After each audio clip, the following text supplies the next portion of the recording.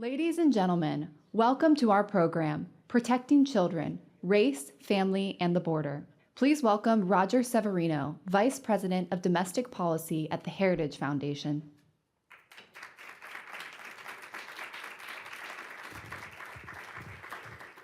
Good morning. This event was kicked off by Katie Faust and her book, Pro-Child Politics. Now, Katie Faust is a force of nature, an amazing woman, and you'll hear a lot about her. And this book is actually trying to change the debate during this political season to focus on the most important segment of society that is mostly ignored, and that's children, right? We say a lot about children in the future, et cetera. There's a song about it I grew up with. But do our politics reflect that? And specifically, there's a cloud of lies that surround our children today. And when I was growing up as a kid, one of the big lies I was told was that pasta is health food, right? So, and that has had all sorts of downstream consequences with obesity, et cetera. So what are the lies that are happening and being told to our kids today? Well, one lie is you're born in the wrong body. And that's a thing, and that is contagious. Another lie is that you actually should not value and you should despise your country and divide fellow Americans. There's more that divides us than unites us. Another lie that's being told to our children. Other lies are that our nation really should not be secure, that there is no real American identity. We're citizens of the world, so we should have open borders. These issues are based on misleading our children and have downstream consequences for their life outcomes, for our cohesion as a nation. And it's something that really needs to be spoken of with a different lens and different frame. So I do recommend Katie Faust's book, Pro-Child Politics. It covers economics, it covers family, covers race, social issues, and the whole spectrum. And it's an anthology of very different authors that bring their expertise to bear. So there are copies available at the back. Katie, I'm sure you'll be willing to sign some copies. And now for our program. So we have, our moderator will be Dr. Jay Richards, who's the director of the DeVos Center for Life, Religion, and Family. And I'll invite him and the rest of our panelists to come up. And Jay, you'll be running the show. Welcome our guests, please.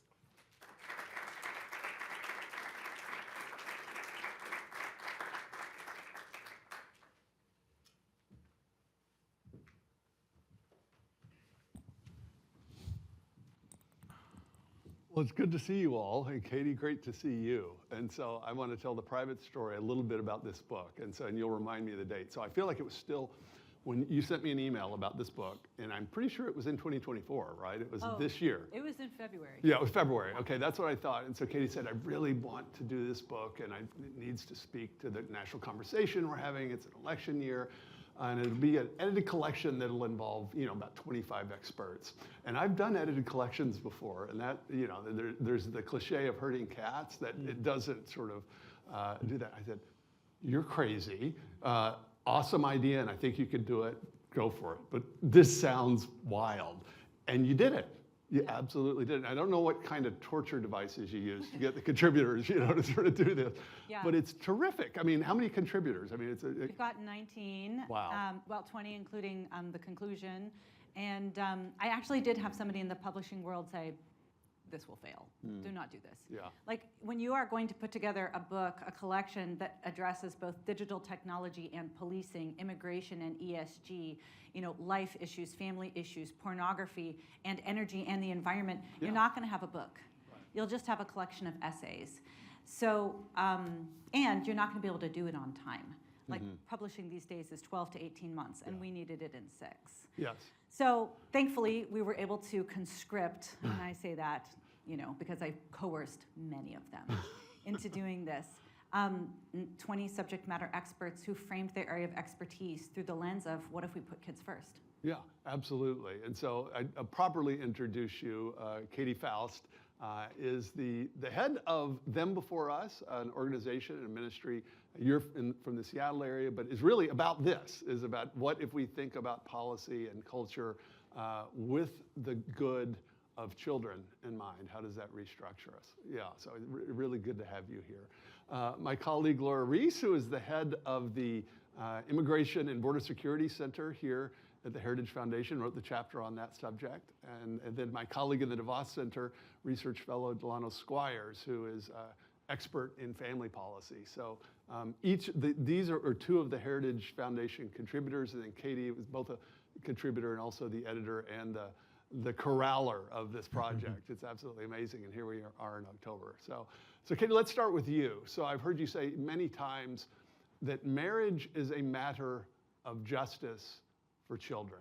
What do you mean? Well, this is sort of the epicenter of the Them Before Us work. We got started thinking about marriage when we were looking at the redefinition of marriage through gay marriage. And that was the genesis of my journey in terms of like entering into the fray of the culture war and even policy areas.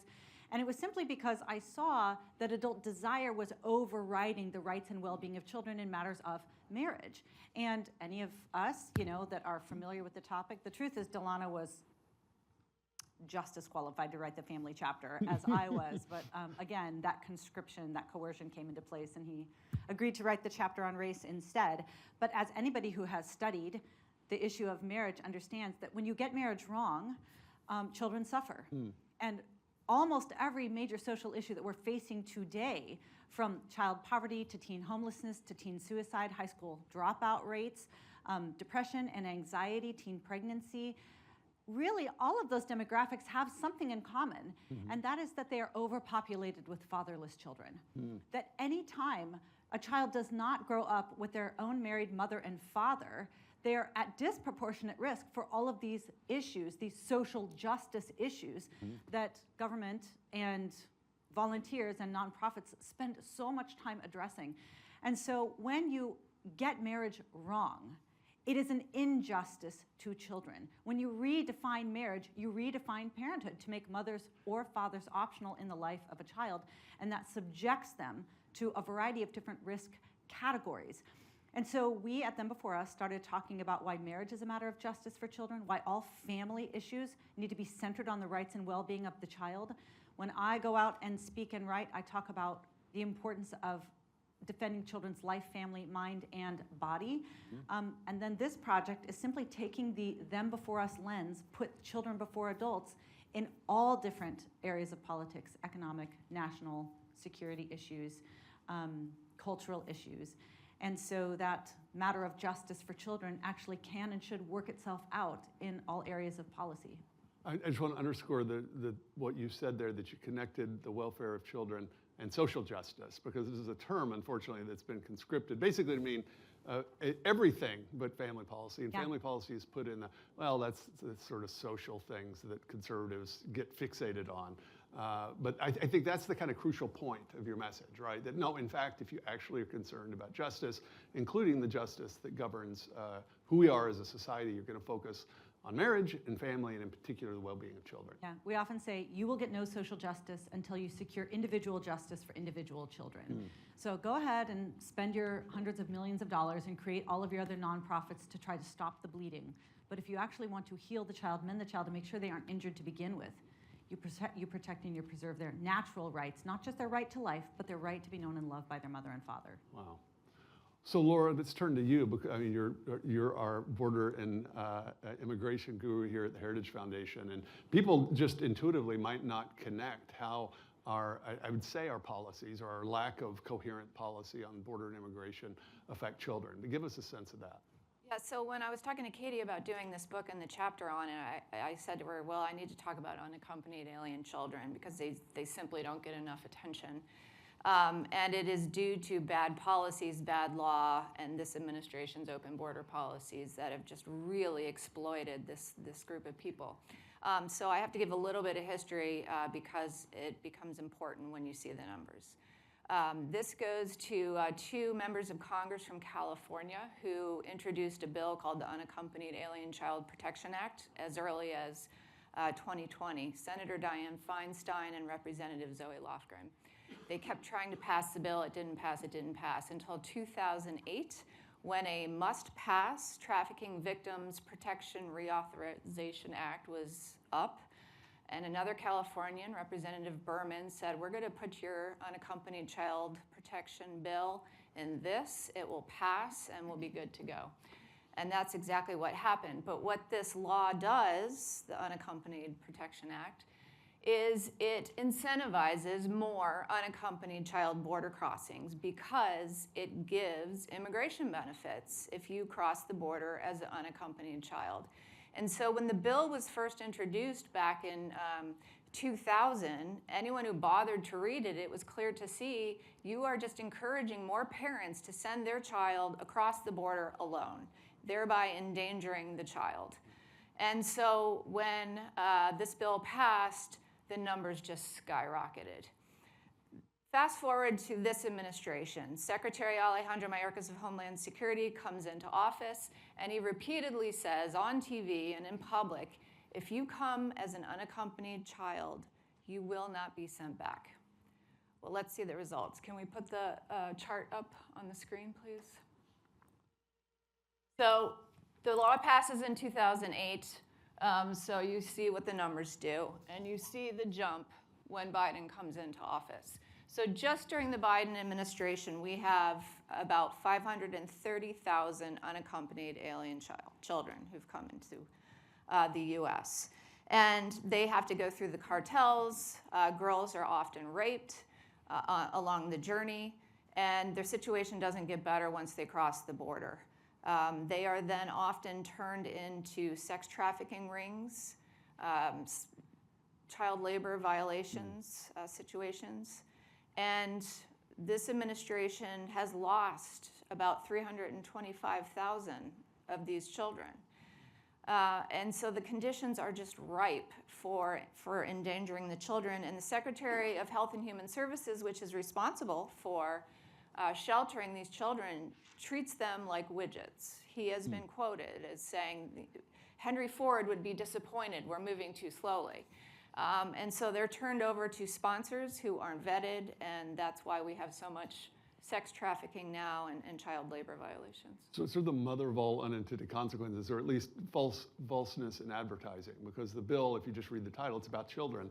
And this is, Katie, the thing that is sort of our chief obstacle in speaking this way, is everyone wants to talk about children.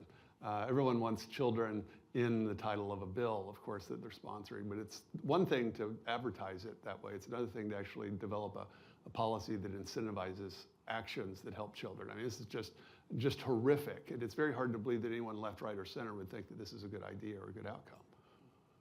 The dedication at the beginning of the book, you know, you always get to like, who you're going to write this for. And it says, do it for the children. Mm-hmm. They say it, we're actually going to do it. Yeah. Because you're right, everybody uses, oh, well, this is for the kids. The problem is that, unfortunately, a lot of what the progressives are pushing might be in the name of helping children or protecting children, but it very often destroys them in the process. So, Delana, you focused on the question of race in the book. So how, just sort of generally, how have you seen the issue of race affect American kids? Well, I think particularly in the post-Obama era, and I use that as a mile marker because I think a lot of Americans feel we were turning a corner on race.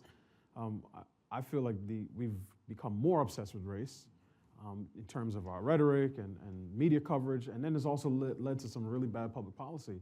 I think about the rise, and I talk about this in the book, in my chapter, the rise of Ibram Kendi and his notions around anti-racism, literally saying that the way to address past discrimination is with present discrimination, and the way to address present discrimination is with future discrimination, where he defines discrimination as policies that lead to racist outcomes, but his definition of racist is circular, so it's all very confusing.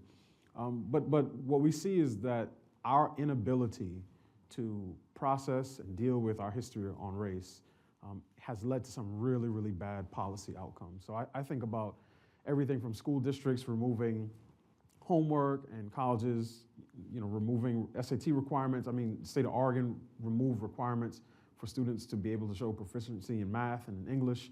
And whenever these things happen, it's always done in the name of quote unquote racial equity. So it's both bad policy, but prior to that, I think, and this is, we've seen this across American history, there have been some really bad ideas on race, right? Ideas that attribute both vice and virtue to skin color. I think in the book I mentioned Samuel Cartwright, who was a Confederate physician in the 1800s, who coined the term drapetomania, which was Say that again. drapetomania, Drapetomania.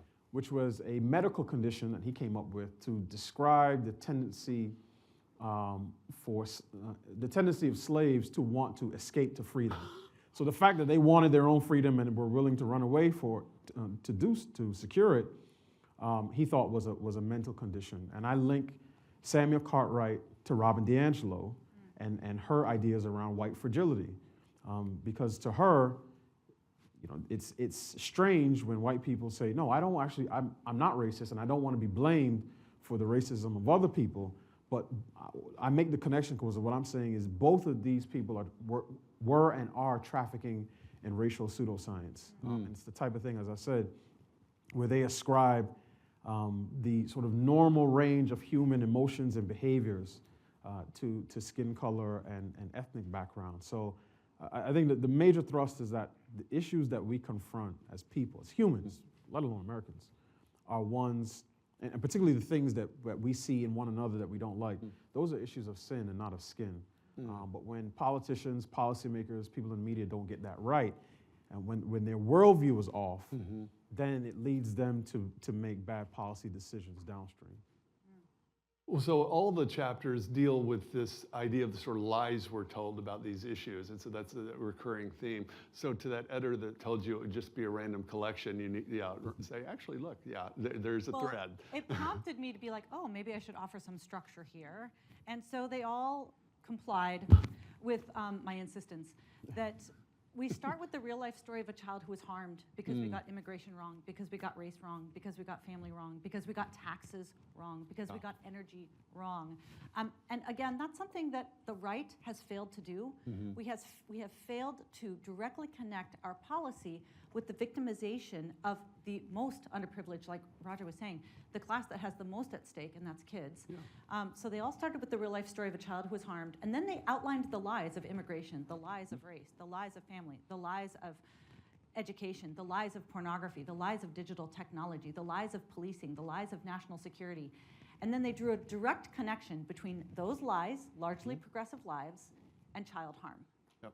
And then they told us the truth. What's the truth about policing, about digital technology, about pornography, national security, immigration, race? And how would children be protected if we lived out those truths? And then finally, I made all of them say, tell me where this is working. Who has done this? Who has actually believed the truth about education, acted on it, and children have benefited? Show me the policies and the people that have achieved it to hopefully create somewhat of a roadmap for other people to follow. So I think that is one reason why you can get 3 people on the stage talking about very different things and really have a genuine book, a genuine manual, because they all sort of followed this template that not only boils down their, 28 years of expertise on something down to 3,000 words, but also allows for a level of cohesion that makes you feel like, yeah, this really is one all narrative that does have connective tissue to it. Well, so let's talk about this. There's some lies specifically that you talk about, and I've heard you lecture on these and you write about them in the book. So let's go through these big lies. First, kids are resilient. What is that? Why is that a lie? I think that was one of the first family lies that we told, and that was emerged more during the divorce epidemic of the 70s and 80s. And the idea is, of course, that divorce is like a bad cold. Maybe it'll bug kids for a while, but they'll get over it. They're resilient, after all. And that idea of resilience really just served as a permission slips for adults to do whatever they wanted with the child's life, to upend the one home that they shared, to split them into 2 different homes, to introduce new partners or new spouses who might have new children, who then very often, because 2nd and 3rd marriages fail at a higher rate, would then also leave the child as well. But it really, this mantra of kids are resilient was really just, we can do whatever we want, and the kids are going to have to deal with it. And, we even had child psychologists who promoted this during, the height of the divorce, epidemic. And now we know that is not true. Children should be resilient, but they won't be if we starve them of the social emotional fundamentals that all children need to thrive. And that is their mother's love, their father's love, and stability. And you only get that in lifelong one man, one woman marriage. So yeah, so that's the key distinction. Saying kids are resilient as a justification to do whatever you want with the 5-year-old. What we want to help them become resilient, become adaptable, anti-fragile, but that requires particular context at a particular time in life. I think it's absolutely crucial. Okay, so sort of related one would be kids don't need a mom and dad. They just need to be safe and loved. What about that one? Yeah, well, I think that this was more born out of the sexual revolution, this idea that men are optional in the life of a child. And unfortunately, modern feminism has really promoted that idea of, in the name of equality, we've said men and women must be the same. And so it does not matter if you have a father in the home, and it paved the way for needing, we've had somewhat of a resurgence of the idea of the importance of a two-parent home, but most people don't have the stones to say it's not any two parents. It's a child's mother and father, because those two people offer distinct and complementary benefits to kids.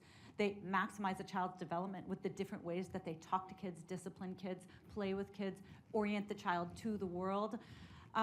So unfortunately, this idea that you can swap in, whatever adults that you want in a child's life is incredibly damaging.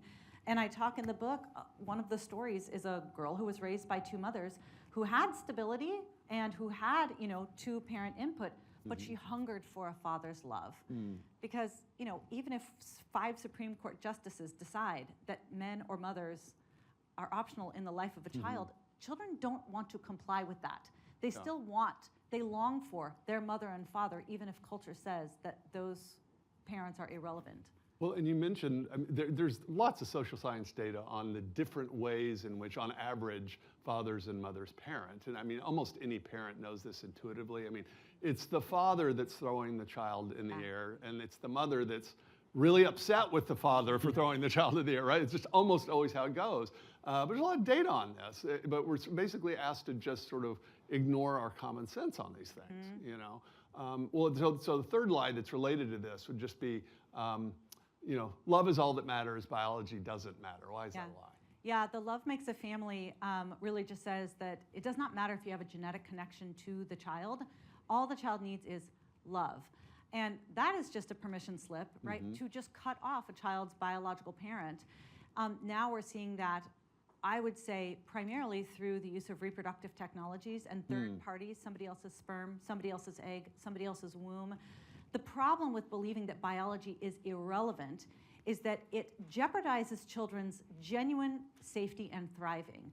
So again, the social science is not unclear on this. Right. It's very obvious, and we detailed this out in our first book, Them Before Us, and then I give you a very tight summary in the Pro-Child Politics chapter, that biological parents are the most connected to, invested in, and protective of their kids. If you want children to genuinely be safe and loved, you want children raised by their biological mother and father whenever possible. Those of us that are adoptive parents understand that we actually have to build in safeguards for unrelated adults who want to bring children into their home, because there is a greater risk to kids when unrelated adults are parenting them. But the other problem with believing that biology is irrelevant is that only the two people responsible for a child's existence, their own mother and father, grant children something they crave, which is their biological identity.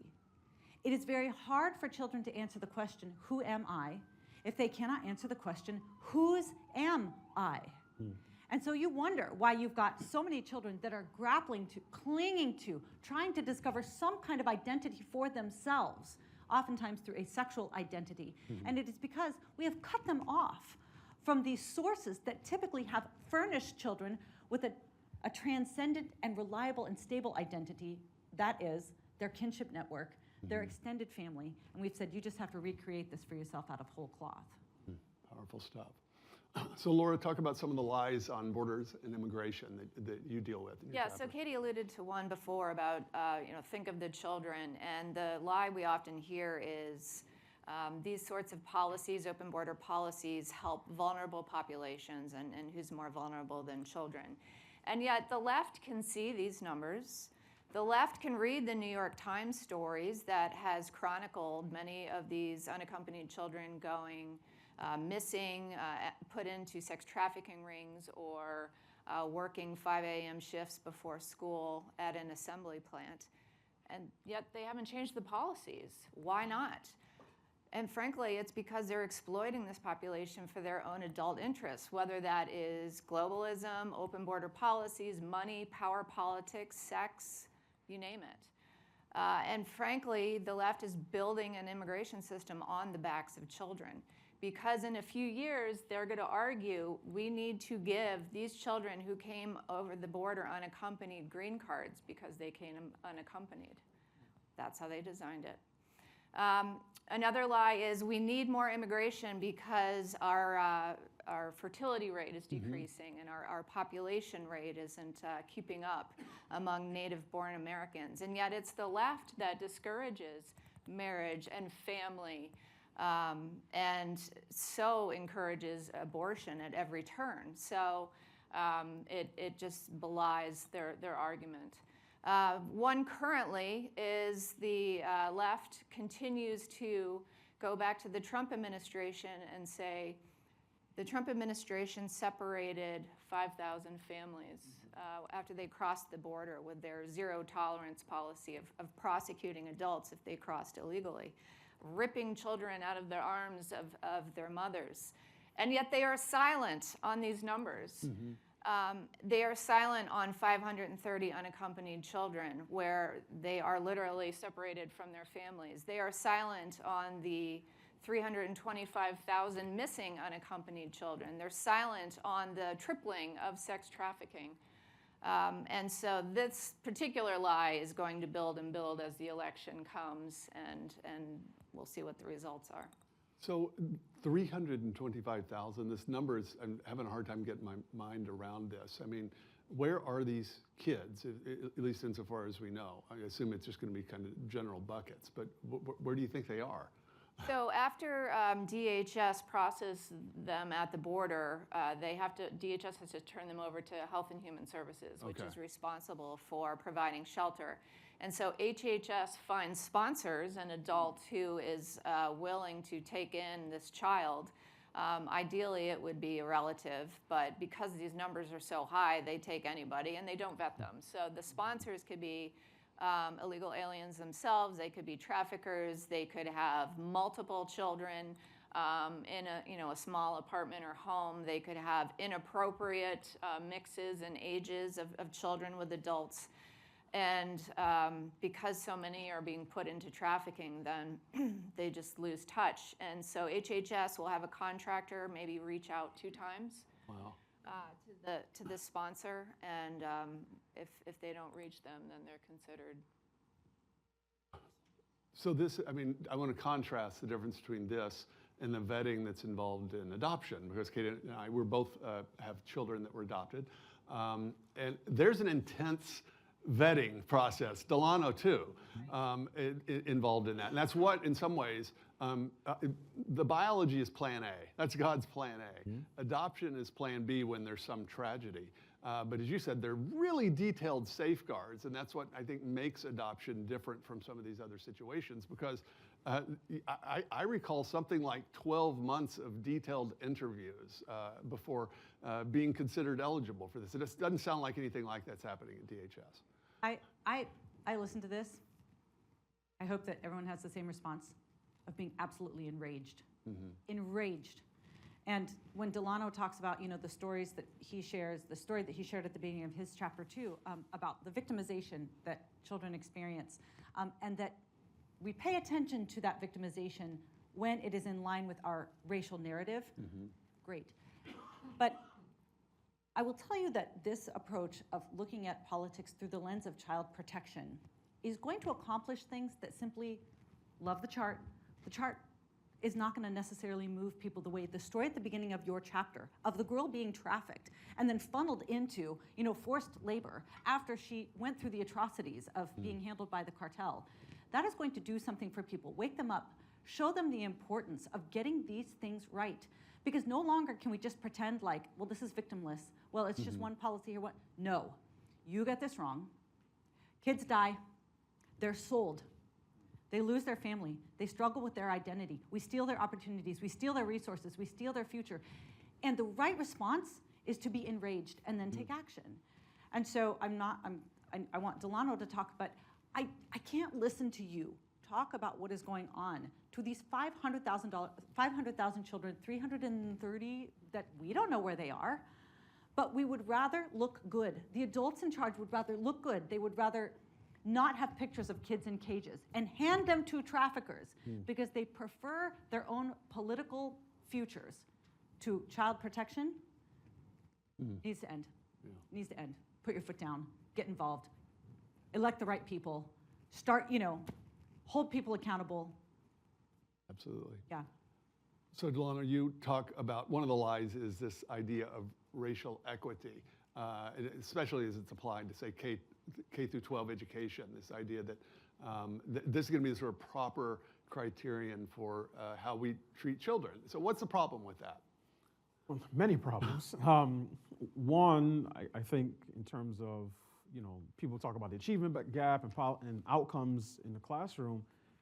When you start from the position that every child will or should end up in the same place, right? If you can just get mix of policies right, that leads to some really bad outcomes. Because the only way that you can actually guarantee equity in the forest is to cut off the tops of some trees. Some children show more aptitude in one subject than the other. And whenever these racial equity policies show up, and I'm thinking of New York City, where they eliminated the standards that they had for gifted and talented programs. They want to eliminate the specialized high school aptitude or entrance test. Again, some schools eliminating homework, other schools eliminating colleges, eliminating SAT requirements. And it's always done in the name of racial equity, which means, that's a euphemism for we're doing this for the black and brown kids. And this is the left's version of separate but equal, where they will enforce or allow or promote a separate, which always means a lower standard, particularly for black and Hispanic children, than they do for white and Asian children. And I find that distasteful, at the very least. But then this also bleeds into curriculum. So I talked about the Buffalo School District, where they were teaching kids, particularly the black students, America has a school to grave pipeline, and you're going to constantly be under attack for your race. So and then the white students, on the other hand, they will be taught something different. So the black students would be taught that they were oppressed, right? You're a future George Floyd. And the white students would be taught that they're oppressors. You're a future Derek Chauvin. And I think this type of ideology has no place in the classroom. And you see it over and over again. And that's why I love the theme of this book, because, and I'll tie this to race, there is more than enough evidence to show that our dominant culture is far more antagonistic when it comes to children than when it comes to issues of race. I'll put it even more simply. We have Drag Queen Story Hour. No library would allow you to have a blackface story hour. And no conservative pundit, I won't name the one that writes at the New York Times now, it used to be a National Review, but no conservative pundit would ever make the argument, well, that really, blackface story hour is a sign of American liberty, and like that would never be the argument. So we would shut that down immediately. But over and over again, to Katie's point, children are sacrificed on the altar of adult desire. And I think this is something that we really need to talk more about and to push back, particularly on the left, when they say that they're acting in the interest of children, and oftentimes that's actually not the case. And Katie mentioned, I opened my chapter with a story about a young girl named Jasmine Barnes, 8-year-old girl, tragically killed in a shooting in Houston a number of years ago. And the reason I mention it is because it quickly became a national story, because the alleged shooter was a middle-aged white man. So the news attributed this to some sort of racial animus. Bernice King, Dr. King's daughter, Martin Luther King, Coretta Scott King's daughter, she tweeted about it. Gabrielle Union, who's an actress, tweeted about it. Shaun King tweeted about it. Another civil rights lawyer tweeted about it. And there was this thing, it was like, this is another, precious child who was cut down, and racism and white supremacy. And then they found that then the police arrested two shooters, both black males, and none of those people made any correction. they didn't even talk about it anymore. And tragically, the man that Shaun King accused of this crime, and he put a picture of this guy and his name out, took his own life 7 months after the actual killers were found. So my point in that is that our obsession around race and racial narratives leads to something that I call outrage inequity, where people will say, I'm really upset about this, but only if the sort of victim and perpetrator matches my, prescribed color swatch ideals. So if the victim is black and the perpetrator is white, then we should be outraged. But if the victim is black and the perpetrator is black, then we should be silent. And that really plays into policy outcomes, particularly in cities like Washington, D.C., Philadelphia, St. Louis, so on and so forth. So it's one of those things where, yes, children will be harmed and actually die, and no one says anything about it, unless it fits a particular racial narrative. Okay, so we've talked a lot about the bad. Let's talk a little bit about at least our sort of hypothetical good. So remind everyone we're a 501c3 organization, so we don't endorse explicit bills. But Katie, I'll ask you, if we thought about family formation and framed it in terms of the well-being of children, what difference would that make in terms of policy? I mean, what kind of policies do you think we would pursue if we did that? Yeah, if we realize the truth about children and their family, the truth is that biology matters in the parent-child relationship, both in terms of their safety, their security, their flourishing, and their identity. That gender matters, that children they need both their mother and their father, and if they lose their mother and father, they deserve to be adopted by a mother and father who can offer them that distinct maternal and paternal love that maximizes their development and satisfies their soul. And marriage matters. Children need the stability that only marriage can bring. So if we were to recognize these truths about kids, what we would see is a drastic reduction in all the different social justice areas. We would gut the incarcerated population, because anywhere from 70 to 85% of people in federal institutions are fatherless. We would virtually eliminate the need for foster families, because the vast majority of children who are placed into care come from homes where they're not being raised by their married biological mother and father. We would actually see that all of the major issues that we are trying to tackle as a society would virtually disappear if we were to recognize that gender matters, biology matters, and marriage matters in the family for kids. As it is now, unfortunately, because we're disregarding all of those, children have become functional accessories to be acquired by whatever adult has the money and means to get their hands on them, or in the reproductive technology world, assemble sperm, egg, and womb. So what does it look like policy-wise? It means that we will insist that all adults, single, married, gay, straight, fertile, and infertile, conform to the rights of children, and that our culture, our law, and our technology bow down to those child realities rather than simply trying to conform children into the family structure that best pleases us. So just like all the other chapters in this book, that kind of child-centric policy and mindset requires something that it is very, very hard to get adults to give, and that is deprioritizing their own self-interest. What is it that a child-centric, a pro-child policy, politics, culture, technology, what does that require? It requires putting them before us. It requires putting children first, genuinely putting children first. And that means sometimes adults will not get what they want. They may not get reelected. They may not be able to get the easy divorce. They may not get to get the right photo op. They might not get the narrative that they're looking for. They might not get the designer child that they'd like to pick out. Yeah. They might not be able to advance the gender ideology that helps them get into all of the, right cocktail parties or whatever. Yeah. But the thing is that somebody is going to sacrifice here in all of these different areas.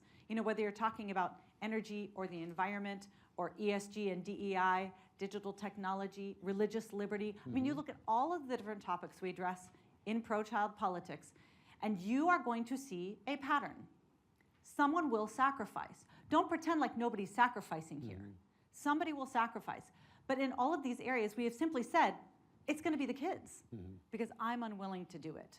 And I think that we can see that pretty acutely in the marriage and family conversation right now. We have so elevated adult sexual desire, sexual feeling, sexual identity, and the losers are the kids. Yeah, absolutely. I think that's the macro question, and this is the dilemma I think we have in thinking about this from a policy perspective, is that the children don't have a vote, Right. and they don't really have a voice of their own, and so they need someone else to have a voice for them. They don't submit amicus briefs, No. they don't do panels, they don't write books, they don't submit essays, they can't publish at, the USA Today, they don't have lawyers, they can't vote somebody out of office. They're completely dependent on us advocating on their behalf, and unfortunately, Absolutely. too many of us are self-interested to the point where we are going to say, no, I'd rather just have you shoulder that load, kid.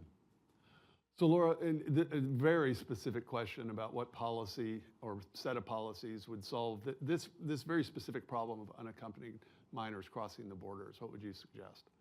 Well, we need to admit that the law that was passed in 2008 has been an abject failure. And the section that this bad bill was put into is under the erroneously labeled heading of enhancing efforts to combat the trafficking of children.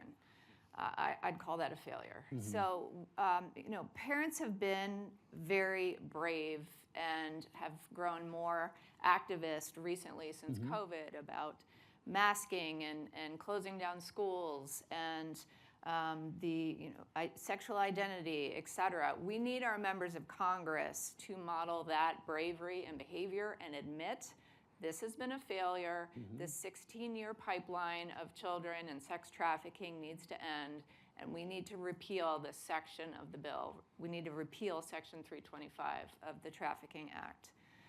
Secondly, we need to take away from the Department of Health and Human Services the responsibility for sheltering unaccompanied children. They're clearly not good at it.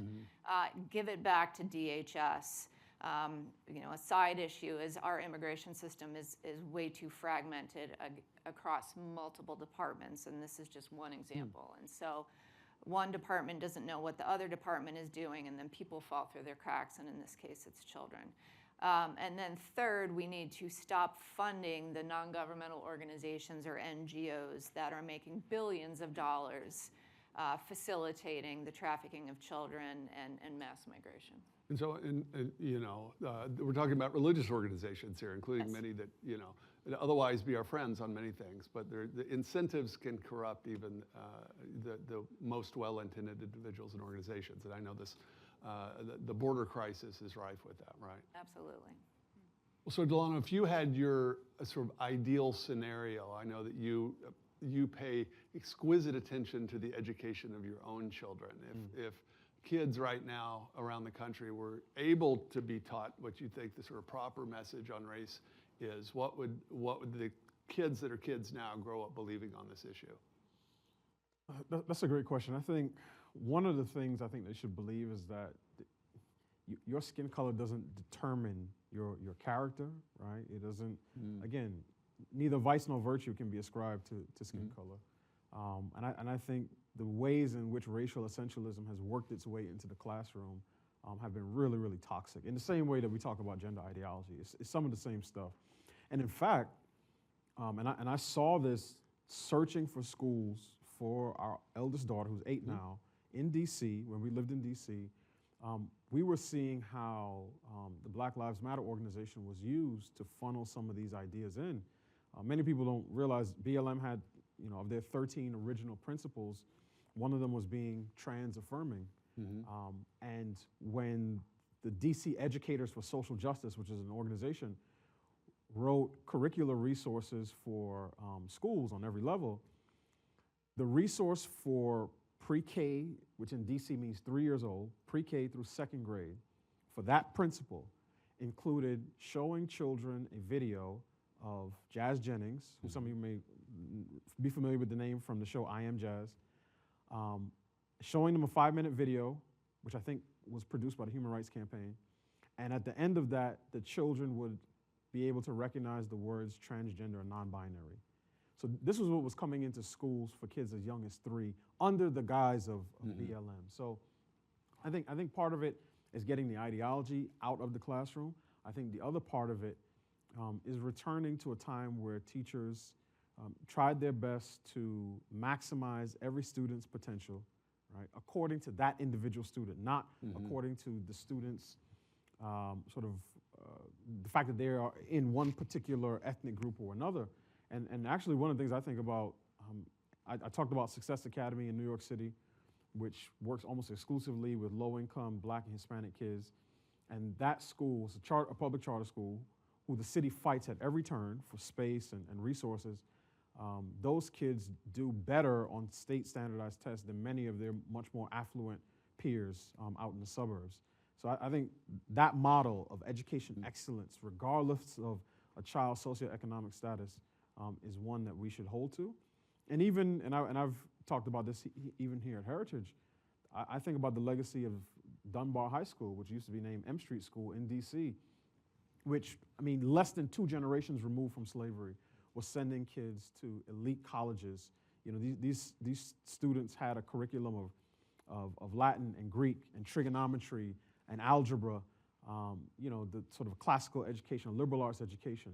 So if you could do it, again, 2 generations removed from the plantation, there's no reason why we couldn't do something similar today. Absolutely. Well, I've gotten a chance to ask questions, and now you have a chance to ask questions. We've got about 15 minutes, and so this will hold both for people that are here in person, but also for people that are online. If you're online, send us a question, but we'll start with those of you that are here at Heritage. So if you raise your hand, and then I'm going to call on people at random if no one raises their hand, by the way. But wait until the microphone is passed to you so that people that are online and the recording will capture that. So any questions here? Yes, back here, Virginia.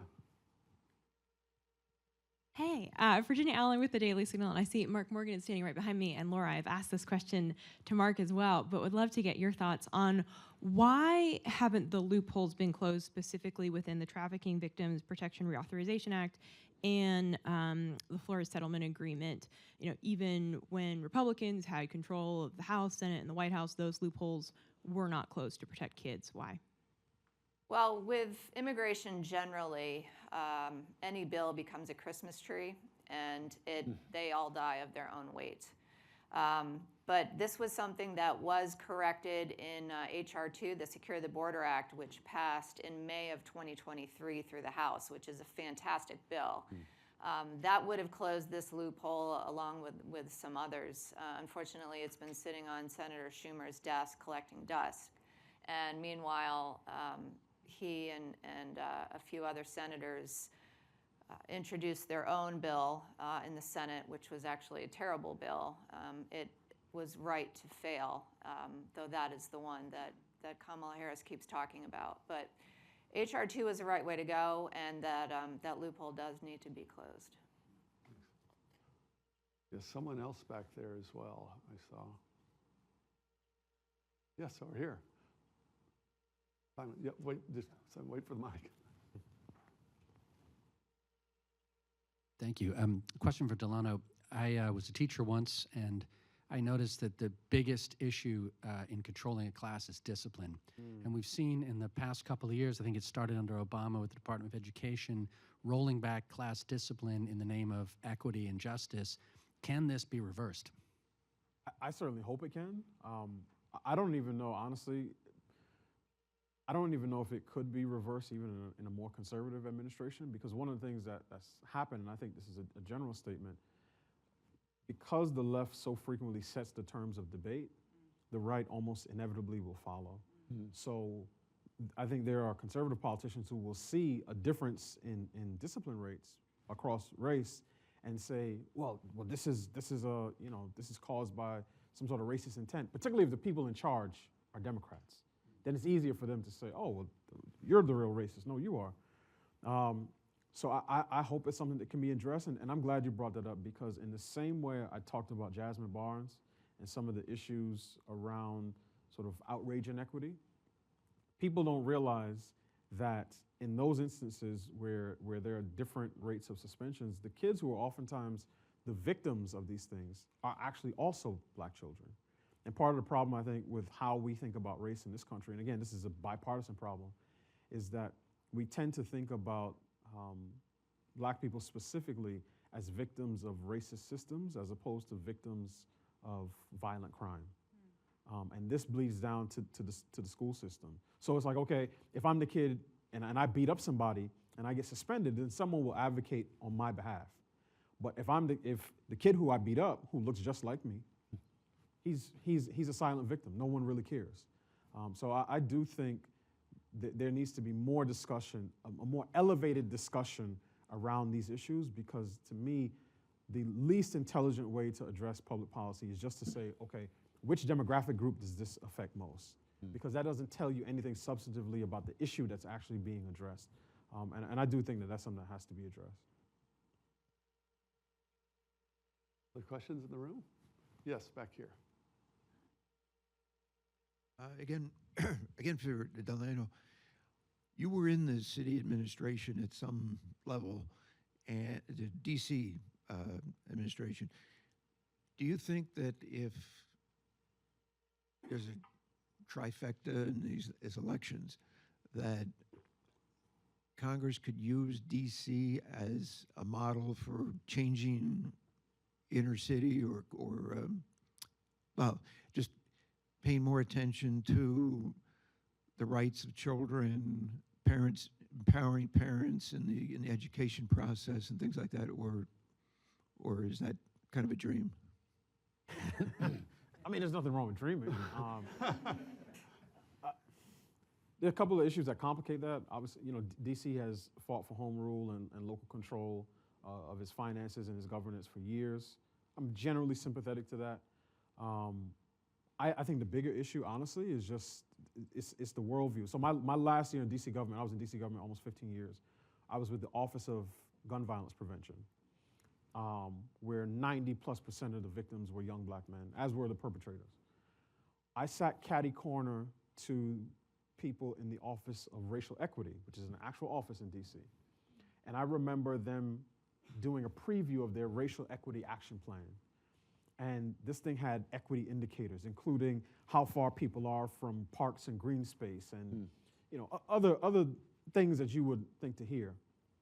There was not a single equity indicator on family structure, certainly not on marriage. Nothing that said percentage of children born to married parents or the flip side, percentage of children born out of wedlock.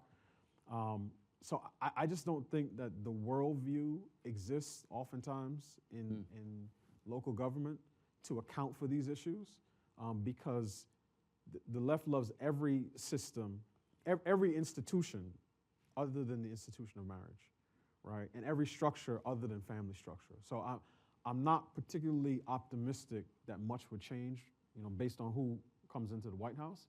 But I do think that there are people there who can be reasoned with on a policy level to say, hey, I think we should give parents more, flexibility, more power in terms of the schools that they choose for their children. I just don't know that that rises up to the worldview level, which I think is much more important when it comes to understanding where these policies will end up going. Well, there's one question I'll just ask to any of you that want to answer it. But Katie, you made reference to the idea of a child's rights to his or her parents. And of course, a lot of us are involved also in the parents' rights debate and movement. And Florida has done a really good job, for instance, of protecting the rights of parents. But when it comes to gender ideology, it's kind of where these lines are, it gets kind of blurry. And so some people, even from on the right, will say, well, yeah, it's outrageous that doctors should be able to transition a child without their parents' permission. The implication being that, well, as long as the parents give permission, it's all right. And I've even heard some people say, look, that's if parents have the primary responsibility for the health and well-being of their child, shouldn't it be up to them to decide whether sterilizing surgery is a good idea or not? I mean, not to put too fine a point on it.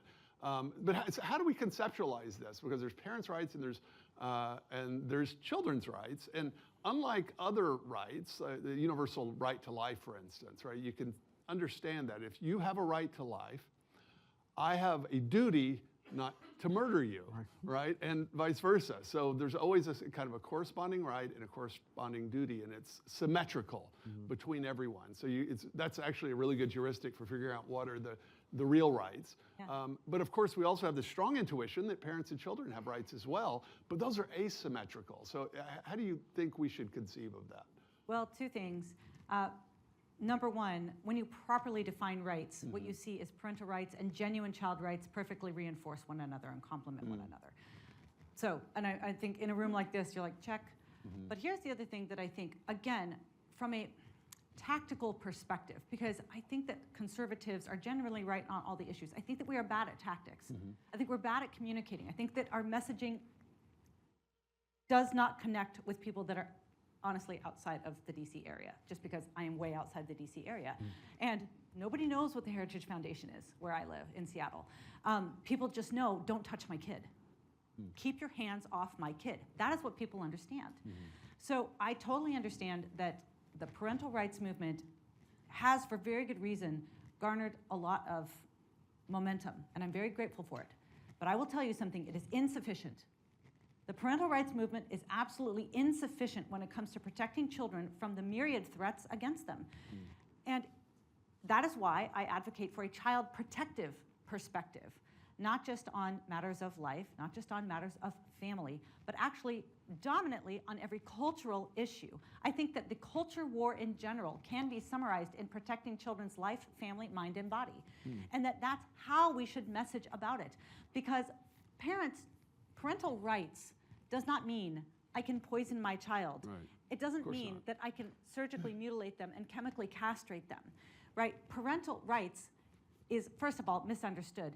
But second of all, even if a parent, children need protection, not just the kids who have parents that understand their duty to make sure their child reaches the age of 18 without unnecessary, unmedicalized, distorted treatments on their bodies. All children deserve protection. It is the duty of all adults to protect all children, including somebody else's gender-confused child, from a medical establishment that will profit off of turning them into a lifelong consumer of pharmaceuticals and cosmetic surgeons. So child protection, in my opinion, is not only true, but it is the right way to message about all of the different, especially cultural issues, but I also think national security issues as well. That ultimately, when we fail to make the right decisions, it is always the children who are the victims. And I'll tell you, that's another very successful tactic of the left, is they will shine a spotlight on the victim of their choice. And very often, it is an adult who does not get what they want. And then the policy follows the victim identification. Our greatest job, I would say, as conservatives who want not only child thriving, but national thriving, is to constantly pull the spotlight off of the adults and shine it onto the children who are harmed. That is literally half of my job. Just stop looking at the adults, start looking at the child who is harmed. No, the adult that had to unfortunately move from Western Australia because he couldn't buy a motherless child in his home state, had to move to Tanzania. Oh, that's so hard. He is not the victim. The little girl who grows up motherless with identity struggles, the primal wound of losing her birth mother, the one that's going to deal with mother hunger, she is the victim. That is what we need to be doing as conservatives. Pulling the spotlight off of adults, putting it onto children who are harmed. The good news is when you do that, you will always get the right policy. That is a perfect way to end, but Delano, do you have a final closing point? Yeah, I'm glad Katie framed it that way, because I think oftentimes conservatives are used to thinking in terms of rigid principles, right? So it's like we would always say parental rights over, government intrusion, but if the parent is the one who wants to sacrifice the child to, the terrors of Lupron liberalism, then someone else has to step in and say, no, you can't do that. But I also think about it, even you started with the same-sex marriage debate. We need to realize that every change in marriage law will come with a downstream effect to family policy.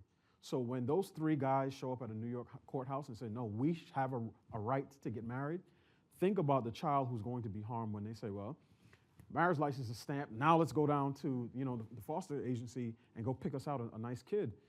So this is the future of conservative family policy, and it is going to require us to be flexible in terms of our thinking, but firm in terms of our principles. And I just wanted to give Katie her flowers, because there's probably no one who's had a bigger impact on me personally in terms of how I think about these issues than Katie. And as I'm writing my book on marriage, restoring marriage in the Black family, and I talk about it as a new civil rights issue, and I have a section on getting rights right. I quote heavily from Katie and the work that she's done. So I just wanted to say You thank better let me blurb it. you. Yeah. Well, thank you who joined us in person, and thank you that joined us online. And please join me in thanking our panel.